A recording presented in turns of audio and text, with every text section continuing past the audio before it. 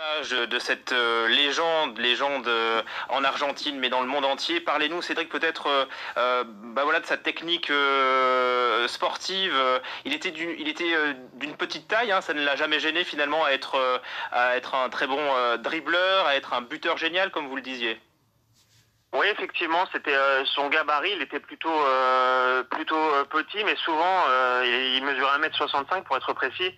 Mais souvent les joueurs de petite taille ne sont pas forcément dans le jeu aérien, mais au sol, lorsqu'il s'agit eh bien de faire des changements de direction très rapides ou de faire des sprints, ils sont capables d'être bien plus rapide et bien plus déroutant que des joueurs plus forts physiquement.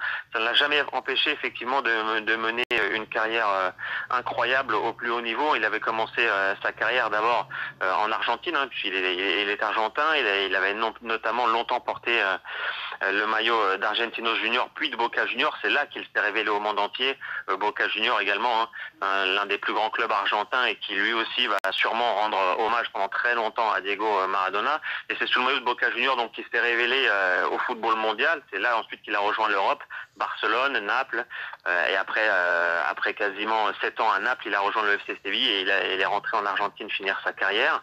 Il a terminé voilà, sa carrière en tant qu'entraîneur finalement. Effectivement, après sa carrière de joueur à Boca Junior, il a arrêté en 97 et ensuite, effectivement, il s'est lancé dans une carrière d'entraîneur. Ça ne lui a jamais vraiment réussi, pour être honnête. Il n'a jamais eu convaincu de bons résultats.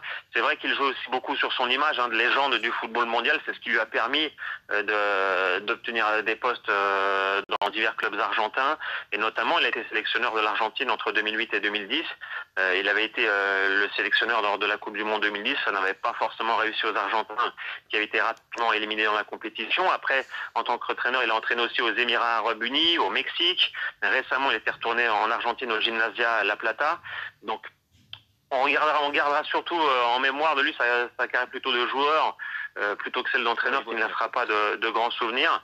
Mais voilà, c'est quelqu'un qui était quand même resté malgré tout impliqué dans le football bien longtemps après sa carrière de joueur, puisqu'il est décédé à l'âge de 60 ans, mais jusqu'à l'année dernière, il avait continué d'entraîner et d'être proche du football, toujours impliqué dans le monde du football. C'était finalement toute sa vie, le football. Merci infiniment, Cédric Ferreira, pour toutes ces commentaires, hein, suite donc à la mort de Diego Maradona.